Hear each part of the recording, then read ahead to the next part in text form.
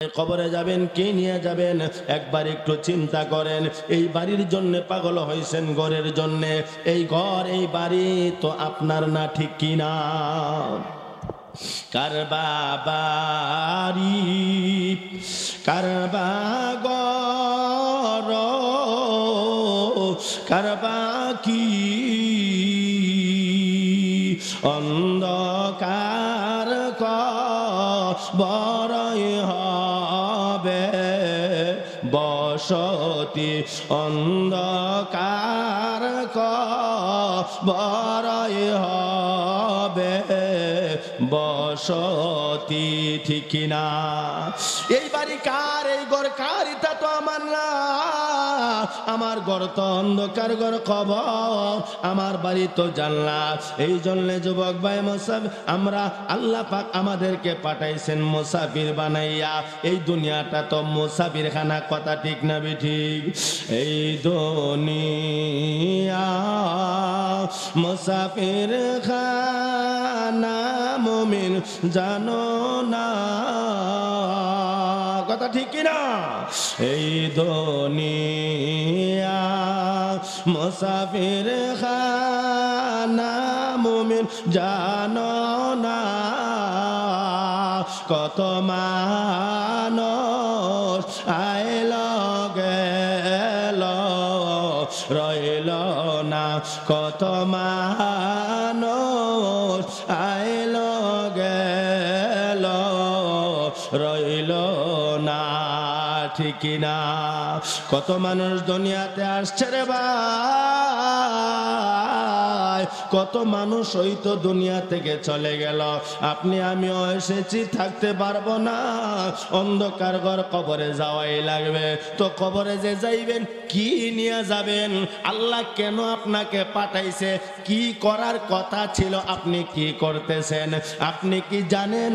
আল্লাহর রাসূল বলেন, উম্মতের দল দুনিয়া থেকে বিদায় হইয়া কবরে গিয়া শত চেষ্টা করলো, আর কোনো নেক আমল করা সম্ভব নয়, কথা ঠিক না? এই যুবক ভাই, মুরব্বী বাবা, ওই আমার পর্দার আলের মা, অন্তরের কান লাগাইয়া কথাগুলি শুনুন। অনেকের আব্বা দুনিয়াতে নাই, অনেকের আম্মা অন্ধকার ঘর কবরে শুয়া কান্দে। ও সন্তান, আজকের মাহফিলে যাও, আমার জন্য একটু দোয়া হাদিয়া পাঠাও। এই জন্য যার আব্বা দুনিয়াতে নাই, আম্মা দুনিয়াতে নাই, আজকের মাহফিলে আসো, মা বাবার জন্য একটু দোয়া করে যাও। সন্তান যখন মা বাবার জন্য দোয়া করে, সন্তানের দোয়ার বিনিময়ে মহান আল্লাহ মা বাবার কবরের আযাব বন্ধ করে দিবে। এজন্য আজকের মাহফিলে যার মা বাবা কবরে শুয়ে আছে, মা বাবার জন্য দোয়া করবার লোককে চলে আসবেন। আল্লাহ পাক সবাইকে আসবার বসবার তৌফিক দান করুন। আবার বলি আমিন। আব্বা আম্মা যেমনি ভাবে কবরে শুয়ে আছেন, ঠিক তেমনি ভাবে আপনি আমিও কবরে যাওয়া লাগবে, না লাগবে না? রে যুবক ভাই, অন্তরের কান লাগাইয়া কথাগুলি শুনুন। না জানি কোন দিন মালাকুল মউত আজরাইল আপনার আমার সামনে দাঁড়িয়ে যায়, আর না জানি কোন সময় চির বিদায় নিয়ে কবরের দেশে রওনা দিতে হয়। কারো জানা আসেনি? আওয়াজ দিয়া কম। এ ভাই, এমনও হতে পারে আজকের মাহফিল আপনার জীবনের শেষ মাহফিল। এমনও হতে পারে রে যুবক ভাই, আগামীকালকে আপনার জানাজা হবে। এমনও হতে পারে আজকের এই রজনী তোমার জীবনের শেষ রজনী। এই জন্য আজকের মাহফিল জীবনের শেষ মাহফিল মনে করে মাহফিলে আসো, আল্লাহর দরবারে তওবা করো, আর বলো, ওগো দয়াময় আল্লাহ,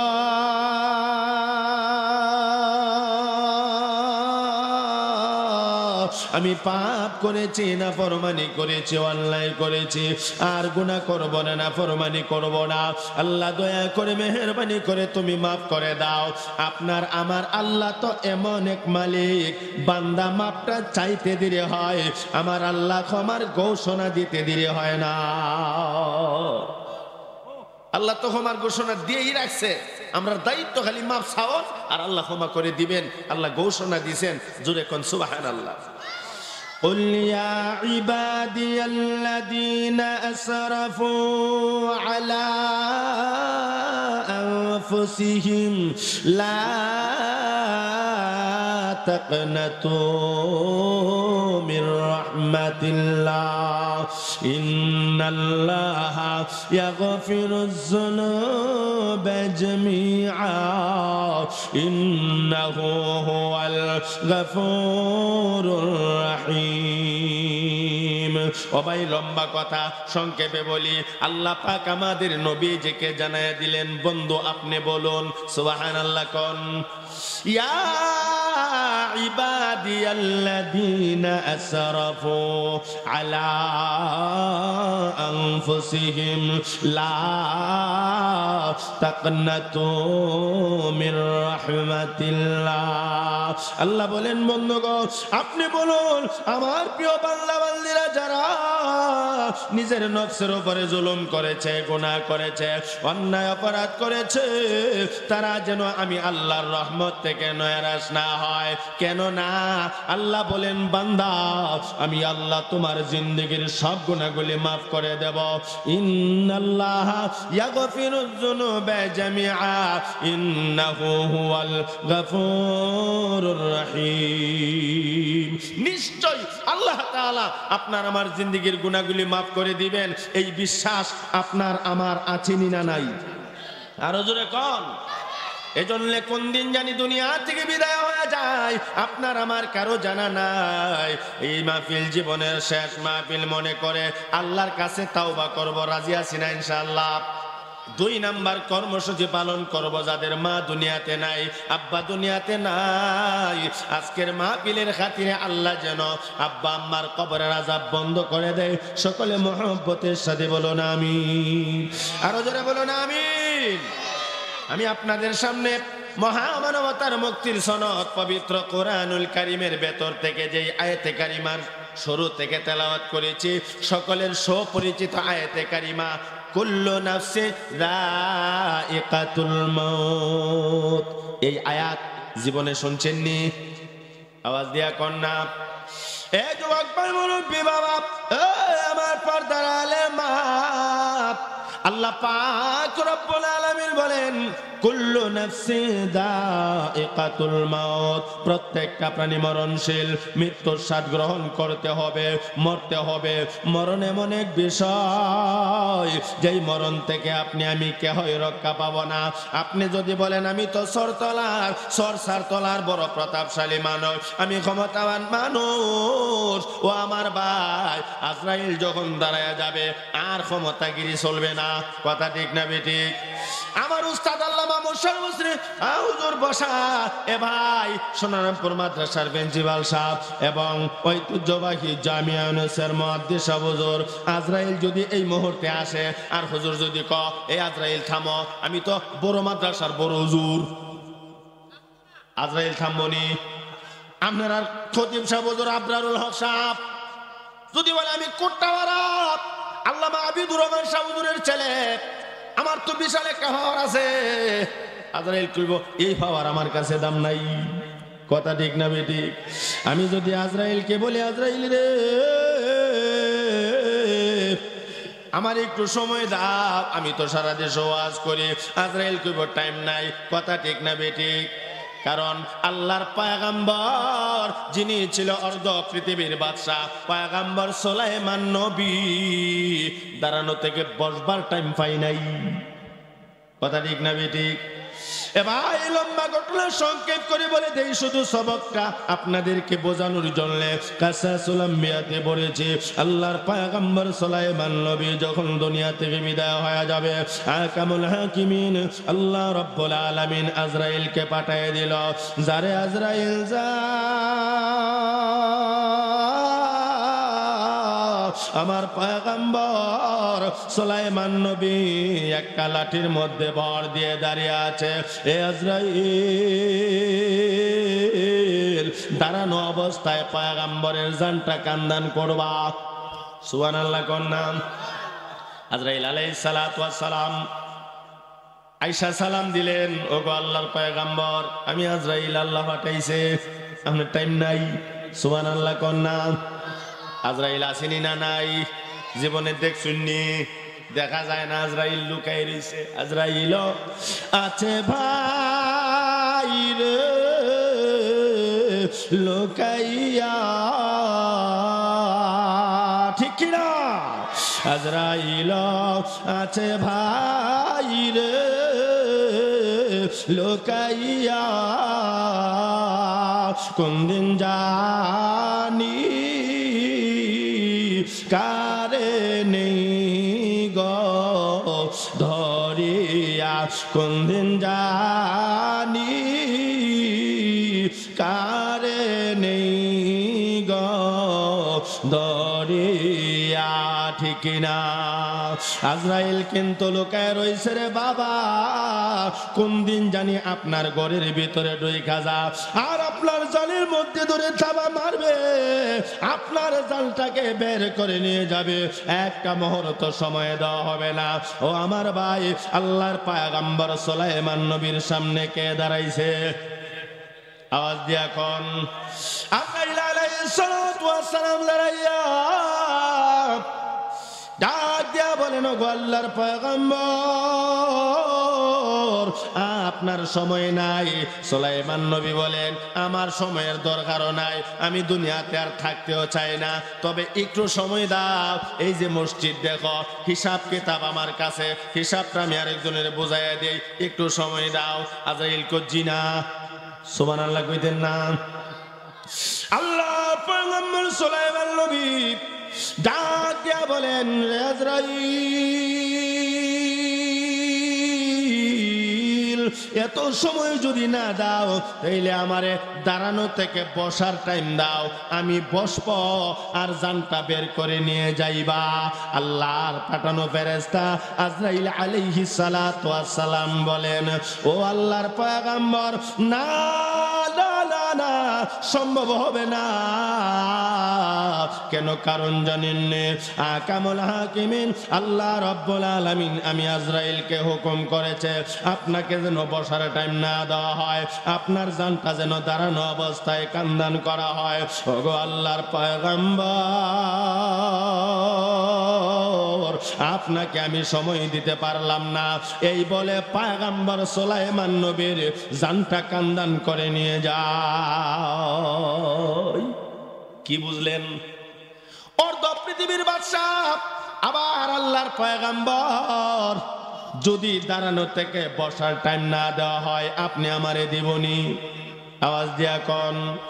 এজন্য এ সরসার তলার ভাই, আমার আসরগঞ্জের ভাই, অন্তরের কান লাগাইয়া কথাটা শোনো।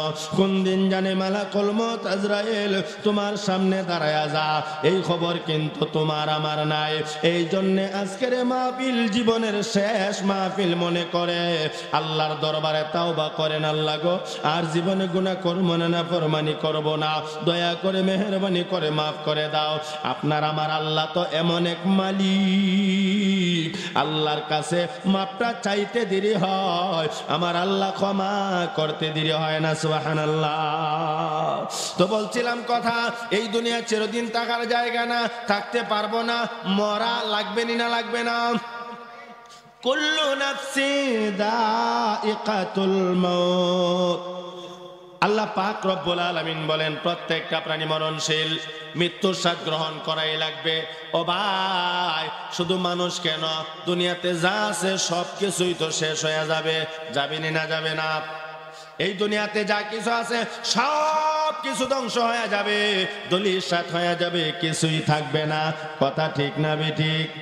আওয়াজ দিয়া কোন? কুল্লু মান আলাইহা ফান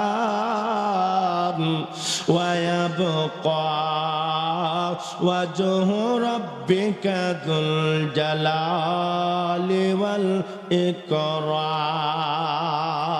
এই পৃথিবীতে যা কিছু আছে সব কিছু ধ্বংস হয়ে যাবে, ধূলিসাৎ হয়ে যাবে, একমাত্র থাকবেন কে? আরো জোরে কোন কে? ওয়া ইয়াবকা ওয়াজহু রাব্বিকা যুল জালালি ওয়াল ইকরাম।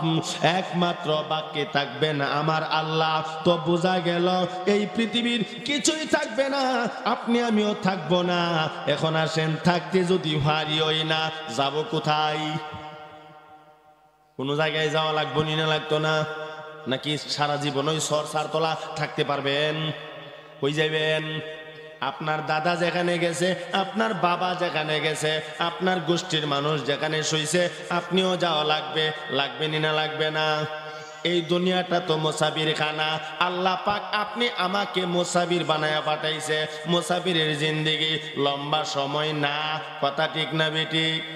এ ভাই, কষ্ট নিয়ে আল্লাহ বুঝাবার জন্য বলছি। আজকে আপনি আমি আমরা সবাই দুনিয়ার জন্য পাগল।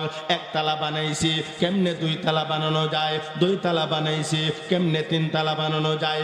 একটা ব্যবসা প্রতিষ্ঠান কিভাবে 2 নাম্বারটা শুরু করা যায়, এই চিন্তা সকলের মাথায়। কিন্তু কেন ওই চিন্তা আসে না?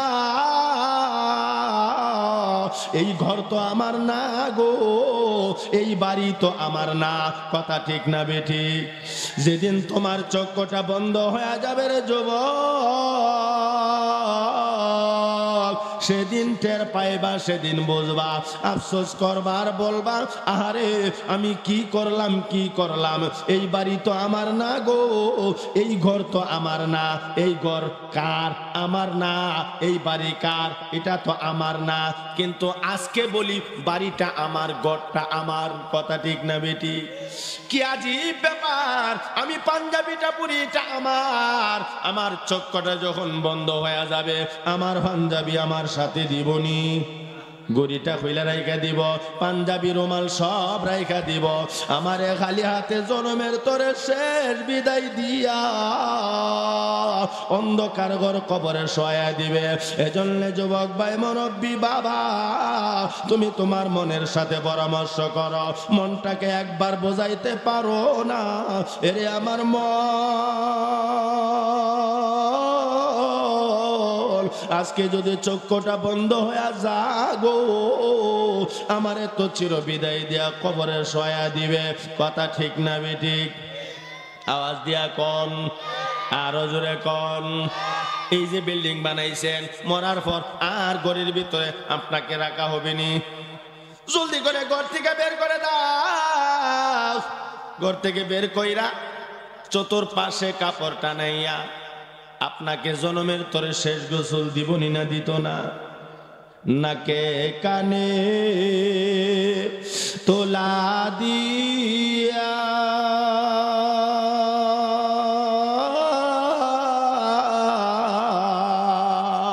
গরম পানির গোসল দিয়া, ঠিক কিনা?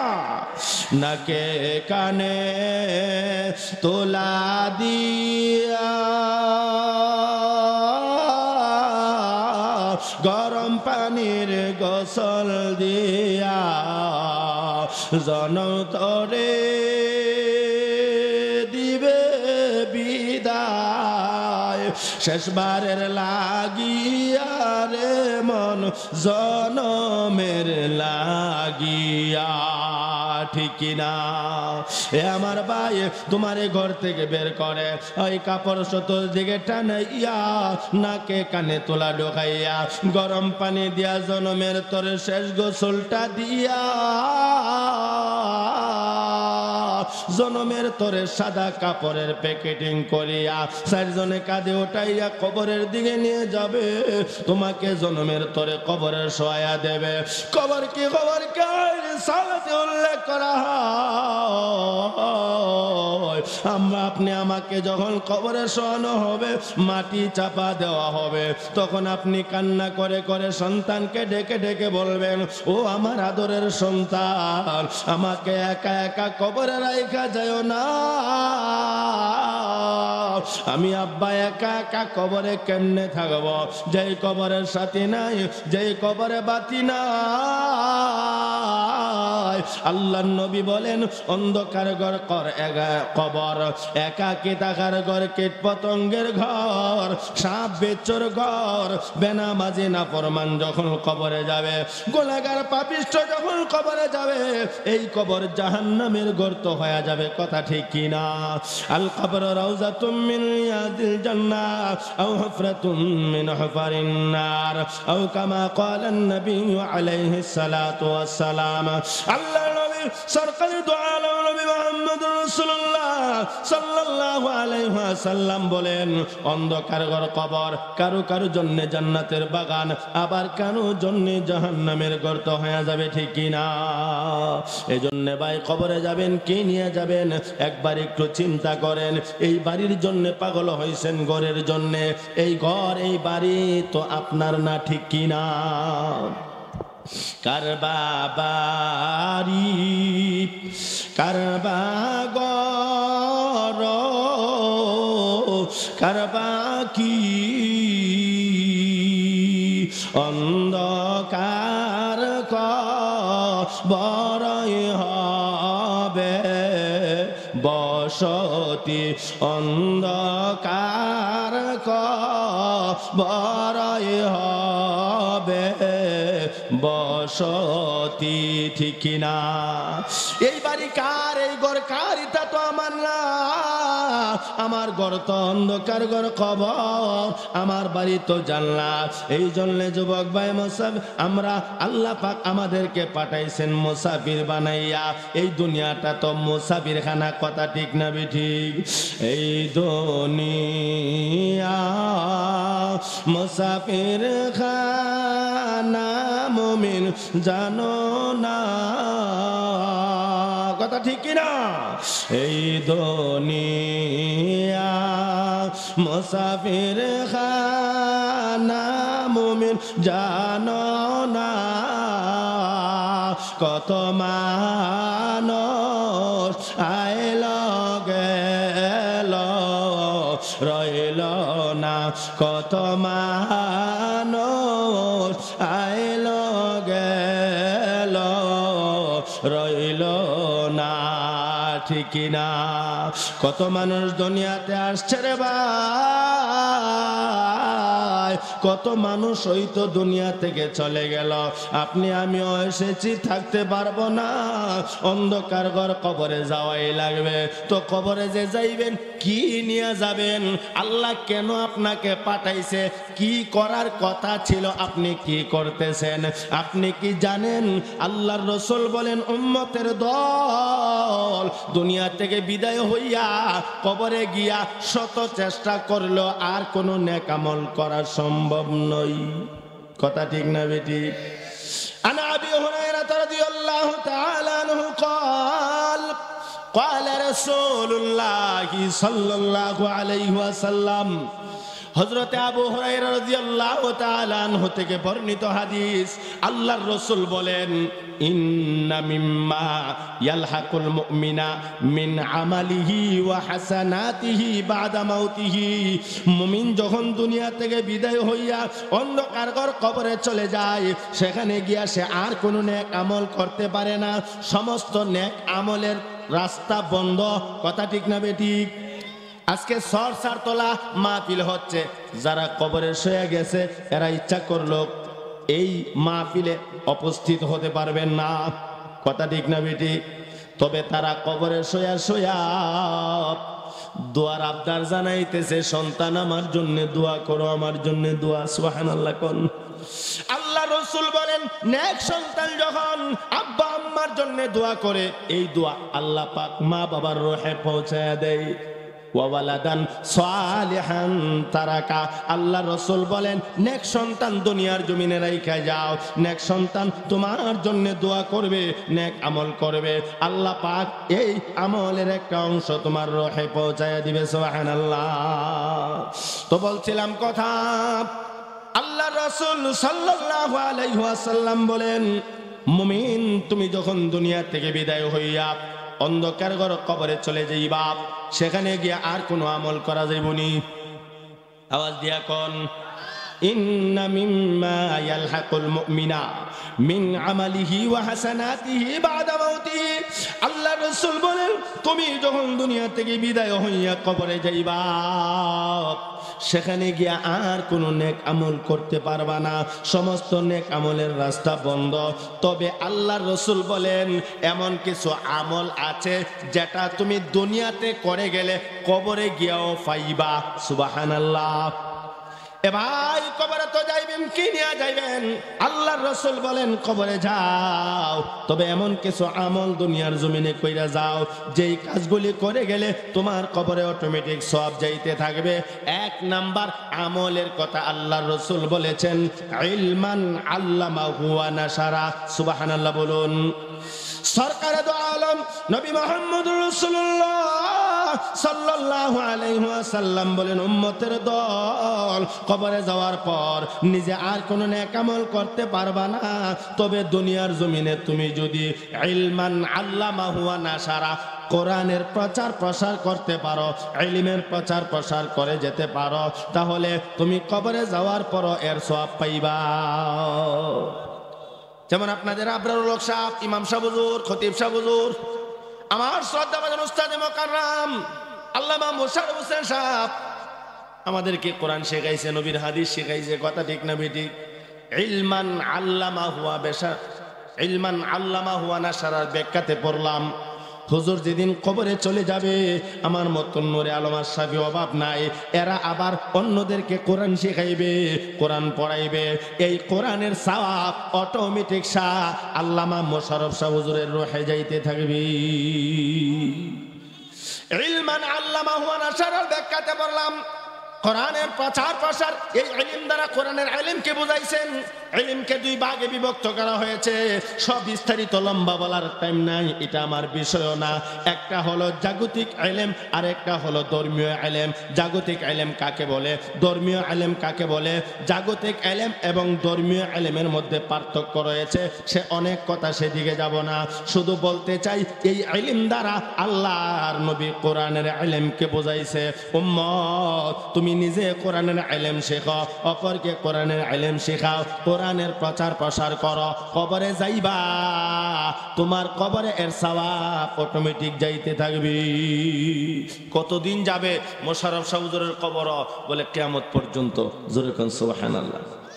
আমার মতন বহু ছাত্র হরাইছে, আমি আবার হরাইতেছি। আবার আমার ছাত্র বিভিন্ন জায়গায় গেলে ভাই কোন নতা হ ইমুক মাদ্রাসা হেফজনাত করাই, কিতাবখানা করাই, কিয়ামত পর্যন্ত খালি হওয়াই যাইব। কথা ঠিক না ঠিক? আরো জোরে কর না। এই জন্য কোরআন এমন এক জিন্দা মুজিজা, যে কোরআন নিজে শিখলেও লাভ, অপরকে শেখাইলেও লাভ। আল্লাহ রাসূল বলেন, কবরে যাইবা তো কি নিয়ে যাইবা? কোরআন নিজে শেখো, অপরকে শিখাও। কথা ঠিক না বেঠিক? আপনারা মনে মনে কইতাছেন, ও ওয়াজ আনছি আমরা লেগি তো আপনারা দিন নিজের রোয়াজ করতাছুন, তা আমরা কোরআন কোনো উপকার আইতো না, আপনারাও আইব। তবে আপনার একটা কাজ আছে, ইলমান আল্লামাহু ওয়া নাশারার ব্যাখ্যাতে পড়লাম, তুমি নিজে কোরআন শিখতে পারছো না, অপরকে শিখাইতে পারছো না, কেমনে শিখাইবেন? নিজে তো পারুনি না। কথা ঠিক না বেঠিক? নিজে ইলম শিখো নাই, অপরকে ইলম শিখাইতে পারো নাই, তো তুমি এর সওয়াব পাইবা না? অবশ্যই পাবেন।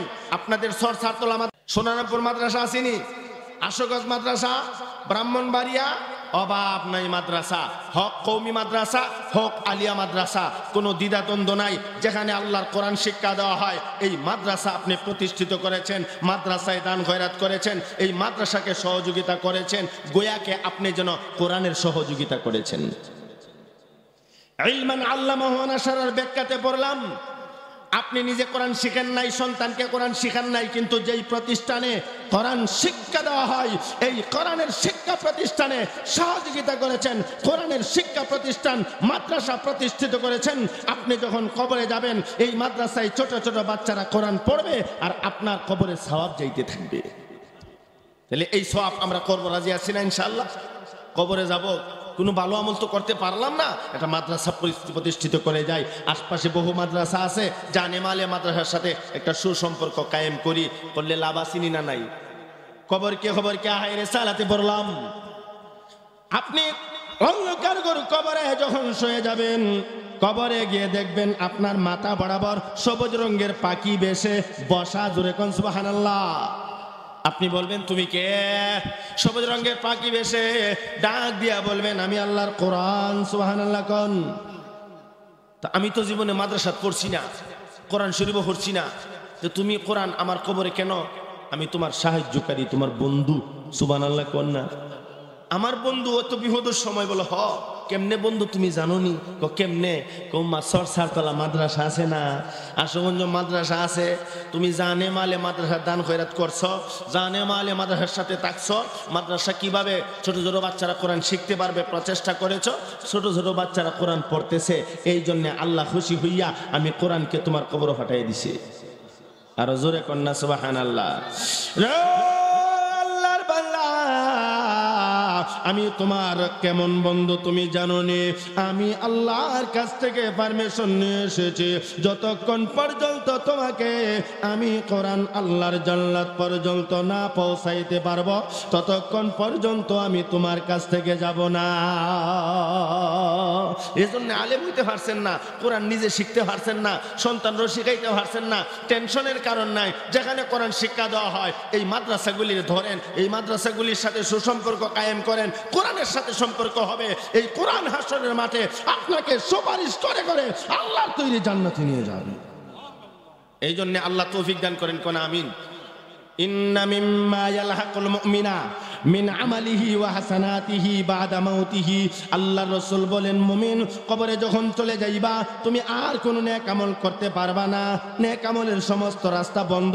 তবে দুনিয়ার জমিনে যদি কোরআনের সাথে সম্পর্ক কায়েম রাখতে পারো, কোরআনের সাথে সুসম্পর্ক প্রতিষ্ঠিত করতে পারো, কোরআনের প্রচার প্রসার করতে পারো, নিজে কোরআন শেখো, অপরকে কোরআন শেখাও, আর একটা বাচ্চা অন্যের এতিম মিসকিন তারে সাহায্য সহযোগিতা করো, যেই এতিমখানায় ছোট ছোট বাচ্চারা পড়ে তাদেরকে সাহায্য সহযোগিতা করো, কোরআন শিখবার জন্য তাদেরকে সহযোগিতা করবা। আর মনে মনে বাবা যেন কোরআনের সাথে একটা সম্পর্ক প্রতিষ্ঠিত করেছ। সুবহানাল্লাহ। ইলমান আল্লামাহু ওয়া নাশারা কয়েকটা ব্যাখ্যা পড়েছি, সেদিকে আর যাব না। শুধু একটা কথা বলতে চাই, বাইরে কবরে যাবেন কি নিয়ে যাবেন? আল্লাহর কোরআনকে সঙ্গী বানাইয়া কবরে যাবেন। এই কোরআন আপনার কবরের সঙ্গী, হাসরে কোরআন সঙ্গী, জান্নাত পর্যন্ত পৌঁছায়া দিবেন আল্লাহর কোরআন। সুবহানাল্লাহ সুবহানাল্লাহ। দুই নাম্বার আর একটা আমলের কথা বলি। আল্লাহ রাসূল বলেন মুমিন তুমি দুনিয়া থেকে বিদায় হওয়ার পর অন্ধকার ঘর কবরে যাইয়া সেখানে তো আর নেক আমল করতে পারবা না, তবে তোমার দুই নাম্বার যে কাজটা সেটা হলো দুনিয়ার জমিনে নেক সন্তান রাইখা যাইবা। সুবহানাল্লাহ কোন। ওয়া ওয়ালাদান সালিহান তারাকা। আল্লাহ রাসূল বলেন উম্মত যদি নেক সন্তান দুনিয়ার জমিনে রাইখা যাও, নেক সন্তান তোমার জন্য দোয়া করবে, এই দোয়াকে আল্লাহ ওসিলা বানায়া তোমারে মাফ করে দিব। এই জন্য সন্তান দোয়া করুক, মনটা চাইনি না চায় না? কবরের পাশে গিয়া মা বাবার জন্য দোয়া করতে মনটা চাইনি না চায় না? নবীজি তো সবক শিখাইছেন উম্মত আব্বা নাই দুনিয়াতে, আম্মা নাই দুনিয়াতে, আব্বা আম্মার জন্য একটু দোয়া করো। তো কেমনে দোয়া করবেন নবী শিখাইছেন, নবীজিকে শিখাইছেন আমার আল্লাহ। জোরে কোন কথা ঠিক না বেটি? আরো জোরে বলেন ঠিক না বেটি? আরো জোরে কোন। আমার আপনার নবী নবী মুহাম্মদুর রাসূলুল্লাহ সাল্লাল্লাহু আলাইহি ওয়াসাল্লাম আব্বা আম্মার জন্য দোয়া করছিনি? আওয়াজ দিয়া কোন না? মা বাবার জন্য দোয়া করছেন, নবী সবক শিখাইছেন উম্মত আব্বা দুনিয়াতে নাই, আম্মা দুনিয়াতে নাই, আব্বা আম্মার জন্য দোয়া করবা। লম্বা ঘটনা বলার সময় নাই, আমি আপনাদেরকে শুধু বোঝাইতে চাই সন্তান মা বাবার জন্য দোয়া করতেই হবে। সন্তান যখন মা বাবার জন্য আল্লাহর দরবারে দোয়া করে রব্বির হামহুমা কামা রব্বায়ানি সগীরা, রব্বির হামহুমা কামা রব্বায়ানি সগীরা, সন্তান রব্বির হামহুমা কামা রব্বায়ানি সগীরা বলে বলে দোয়া করবে আর চোখের পানিটা ছেড়ে দেবে। ইমাম গাজালি লেখে সন্তানের চোখের পানিটা গাল ভিজে ভিজে জমিনে পড়ার আগে আগে আল্লাহ মা বাবার কবরে আযাব বন্ধ করে দেবে।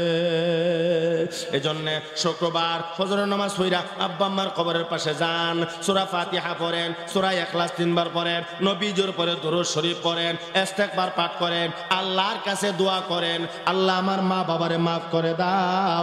আপনার দোয়ার বিনিময়ে আল্লাহ মা বাবার কবরের আযাব বন্ধ করে দিবে। সুবহানাল্লাহ। মা বাবার কবরের পাশে দাঁড়ায়া দোয়া করা লাগবে না লাগতো না? আওয়াজ দিয়া কর না। নবীজি মা বাবার লেগে দোয়া করছিনি। লম্বা ঘটনা বলার সময় নাই, সংক্ষেপে শুধু সবকটা শোনায়া দে। নবীজি মাকে বলেন, আম্মা আমি তো জীবনে আমার আব্বারে দেখি নাই, তবে বাবার কবরটা আমার একটু দেখাইবানি। সুবহানাল্লাহ কন্যা। লম্বা কথা। নবীজি সাল্লাল্লাহু আলাইহি ওয়াসাল্লামের সম্মানিতা আম্মা জান আব্দুল মুত্তালিব নবীজির দাদার কাছে গেলেন। ও শ্বশুর আব্বা জান, আপনার নাতি মুহাম্মদ তার আব্বার কবর দেখতে চায়, আপনি যদি অনুমতি দেন আমি আপনার নাতিকে লইয়া তার আব্বার কবরটা দেখায় আসি। সুবহানাল্লাহ কইতেন না? আরো জোরে কোন। আব্দুল মুত্তালিব নবীজির দাদা নবীজি সাল্লাল্লাহু আলাইহি ওয়াসাল্লামের সম্মানিত আম্মাজানকে বললেন, এত দূরের রাস্তা যাইবা তো আমার উটটা নিয়ে যাও, আর সঙ্গিনী হিসেবে সাথী হিসেবে তুমি উম্মে আইমান দাসীকে লইয়া যাও। দুইজনে কথা বলতে বলতে যাইবা, কথা বলতে বলতে আইবা। সে লম্বা কথা। আমার ভাই নবীজির মা নবীজির আব্বার কবরের কাছাকাছি গিয়া বলে, এ বাবা মোহাম্মদ, ওই যে দেখো তোমার আব্বার কবর, যাও তোমার আব্বার কবরটা মন ভরে দেখা আসো। সুবহানাল্লাহ। এ ভাই আপনাদের আওয়াজের বাপ বালানা নবীজির জিন্দিগির করুণ ইতিহাস। নবী যখন বাবার কবরের পাশে দাঁড়ায় অবস্থাটা কি হয়েছিল? সারা দুনিয়ার মধ্যে কাল্লার একটা রুল পইরা যায়, আল্লাহর রহমতের ফেরেশতারা পর্যন্ত কান্না শুরু করে দিছে। না আল্লাহু আকবার জোরে কইেন না, জোরে কইলে সরসার তলার মা বোনরা শুনে লাইব, শুনলে শরম। জোরে কইলে শরম না, এজন্য তো আপনারা সুবহানাল্লাহ কইন না। সুবহানাল্লাহ বললে লাভ না লস। এটা তো ভূমিকাতে বলা হয় সুবহানাল্লাহ বলবেন, আলহামদুলিল্লাহ বলবেন, আল্লাহু আকবার বলবেন, বললে কি লাভ হয়? ভূমিকাতে বলা হয়। আমি তো ভূমিকাই দিছি না, কারণ আমার তো টাইম শর্ট। তবে যতই টাইম শর্ট হোক, নবীজি বাবার কবরের পাশে দাঁড়াইছে, অবস্থাটা তখন কি হয়েছিল আপনাদেরকে এটা বলতেই হবে আমার। কইতাম না কইতাম না? সবাইকে রাজি আছেন? মন তৈয়ার করেন। নবীজি আব্বা আম্মার জন্য দোয়া করছে, আমরাও করতে হবে। এই জন্য মন খুলন, মন খুলে কথাগুলি শোনেন, অন্তরের কান লাগায় কথাগুলি শোনেন। মনটাকে তৈয়ার করবার লক্ষ্যে কয়েক মর্তবা জিকির করেন, ইসমে জাতের জিকির সবাই পড়েন। আল্লাহ আল্লাহ আল্লাহ আল্লাহ আল্লাহ আল্লাহ আল্লাহ। আরো জোরে। কেউ জবান বন্ধ রাখবেন না, কেউ জবান বন্ধ রাখবেন না। সবাই আওয়াজ উঁচা করে মহব্বতের সাথে বলুন, আল্লাহ আল্লাহ আল্লাহ আল্লাহ আল্লাহ আল্লাহ আল্লাহ আল্লাহ আল্লাহ আল্লাহ।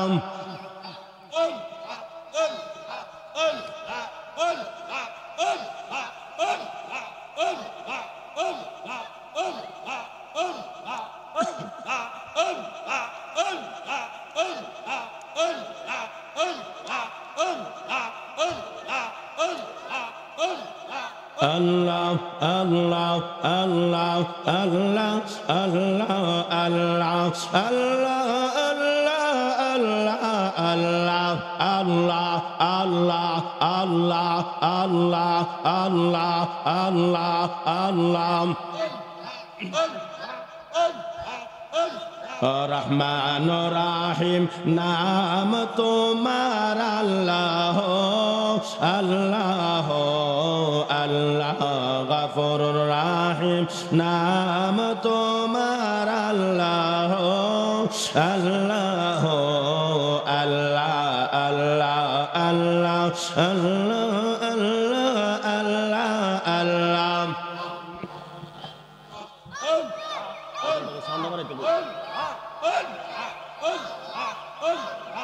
আল্লাহ আল্লাহ আল্লাহ আল্লাহ ভলিউম বাড়ায় দেন। আল্লাহ আল্লাহ আল্লাহ আল্লাহ আল্লাহ আল্লাহ আল্লাহ আল্লাহ আল্লাহ আল্লাহ লা ইলাহা ইল্লাল্লাহ মুহাম্মাদুর রাসূলুল্লাহ সাল্লাল্লাহু আলাইহি ওয়াসাল্লাম। নবীজি সাল্লাল্লাহু আলাইহি ওয়াসাল্লাম আব্বার কবরের পাশে দাঁড়াইয়া আব্বা আব্বা বলে কান্দে। জোরে কোন সুবহানাল্লাহ। সরকারে দো আলম নবী মুহাম্মাদুর রাসূলুল্লাহ সাল্লাল্লাহু আলাইহি ওয়াসাল্লাম আব্বার কবরের পাশে দাঁড়াইয়া কান্দে। জিবরাইল আলাইহিস সালাতু ওয়াস সালাম আল্লাহকে বলেন, মালিক আপনি কুদরতি নজর দিয়া দেখেন আপনার বন্ধু তার বাবার কবরের পাশে দাঁড়াইয়া কান্দে। সুবহানাল্লাহ কন্যা, আপনার বন্ধুর কান্না জমিন সহ্য করতে পারে না। আল্লাহ গো, আপনি কুদরতি নজর দিয়া দেখেন আপনার বন্ধুর কান্নার সাথে সুর মিলাইয়া জমিন কান্দে, গাছলতা কান্দে, তোমার রহমতের ফেরেশতারাও কান্দে। আমি জিবরাইল তোমার বন্ধুর কান্না সহ্য করতে পারি না। আমার আল্লাহ ডাক দেয়া কয়, জিবরাইল আমার বন্ধুর কান্না আমি আল্লাহর কুদরতে দিল বরদাস্ত হয় না। যারে জিবরাইল যাও আমার বন্ধুকে তার মার কোলে তুলে দিয়া আসো। সুবহানাল্লাহ। নবী আমার বাবার কবরের পাশে দাঁড়াইয়া হাউমাউ করে কান্না করে আর বলে, আব্বু আমি তো বড় এতিম, জন্মের পরে কোনো দিন আমি আমার আব্বারে দেখি নাই। ও আমার ভাই নবী বাবার কবরের পাশে দাঁড়াইয়া আব্বু আব্বু বলে কান্দে। হযরতে আমেনা নবীজির মা সান্ত্বনা দেয়, বাবা মুহাম্মদ কান্দিও না, আমি তোমার বাবার আদর দিয়া লালন পালন করব। সন্তানকে বাবার কবর দেখাইয়া বাড়ির দিকে নিয়ে যা। কিছু রাস্তা আসার পর হযরতে আমেনা বলেন, আমার শরীরে প্রচন্ড জ্বর উঠে যায়। এমনি উম্মে আইমান দাসীকে ডাক দিয়া ক, ও উম্মে আইমান, আমার মনে হয় দুনিয়াতে আর সময় নাই, মনে হয় আমার হায়াত নাই, আমি মনে হয় আর দুনিয়াতে বাঁচব না। আমার মুহাম্মদকে তোমার হাতে দিলাম, তার দাদা আব্দুল মুত্তালিবের কাছে পৌঁছায়া দিবা। নবীদের বয়স 6 বছর। ছোট বাচ্চা কান্না করে করে বলে, মা এটা কি বলো গো মা? হযরত আমেনা কান্দে আর বলে, রে বাবা মুহাম্মদ, মনে হয় আমি মা আর দুনিয়াতে বাঁচব না। জন্মের তরে শেষবারের মতো একবার মা ডাইকানে রে, মনে হয় আর কোনোদিন মা বলে ডাকতে পারবি না। আপনার আমার নবী নবী মুহাম্মদুর রাসূলুল্লাহ সাল্লাল্লাহু আলাইহি ওয়াসাল্লাম মার কাছে বসে বসে কান্দে আর বলে, মা গো, তুমি যদি দুনিয়া থেকে বিদায় হয়ে যাও তাহলে আমি কাকে মা ডাকবো? আমি কার গলায় জড়ায় ধরে ঘুমাবো? আমি তো জন্মের পরে কোনো দিন আমার আব্বারে দেখি নাই। এ মা, তুমিও যদি চইলা যাও গো, আমারে কে খানা খাওয়াইবে, কে গোসল করাবে? রাত্র গভীর আমি কার জলায় গলায় জড়ায় ধরে ঘুমাবো? আমার নবী কান্দে। হযরতে আমেনা বলে, বাবা মুহাম্মদ, জন্মের তোরে শেষবারের মতো একবার মা বইলা ডাক। নবীজি আম্মু আম্মু বলে ডাকে। আল্লাহর কুদরতের ফয়সালা, হযরতে আমেনার চক্ষুটি বন্ধ হয়ে যা, আমার ভাই আওয়াজ বন্ধ হয়ে যা। উম্মে আইমান দাসী নিশ্চিত করে আমেনা আর দুনিয়াতে নাই। আমার নবী মা মাশাআল্লাহ, নারে তাকবীর, এমপি সাহেবের আগমন, নারে তাকবীর। জি ইনশাআল্লাহ। তাই আমি আমার কথা শেষ করি, এমপি সাহেব সালাম দিয়া যাইব, আপনারা ধৈর্য সহকারে বসেন। আর আমার অসমাপ্ত আলোচনা কোনো সময় সুযোগ পাইলে বলবো না, কারণ আমার পরবর্তী মেহমান আমার মুরব্বী আল্লামা বুরহানুদ্দিন সাহেব হুজুর চলে আসছেন, হুজুর আলোচনা করবেন ইনশাআল্লাহ। আর মাহফিলের পরিবেশটা সুন্দর করি। লা ইলাহা ইল্লাল্লাহ, লা ইলাহা ইল্লাল্লাহ,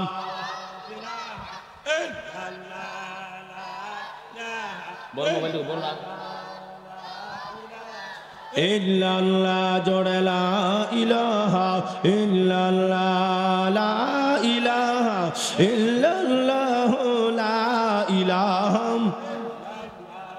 আসমান জমিন গায়রুল্লাহ, নদী নালা গায়রুল্লাহ।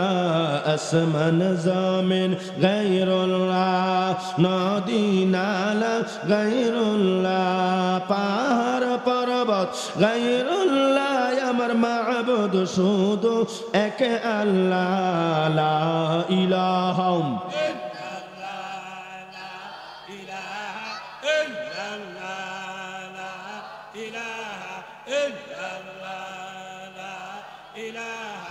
ইল্লাল্লাহ, জোরে লা ইলাহা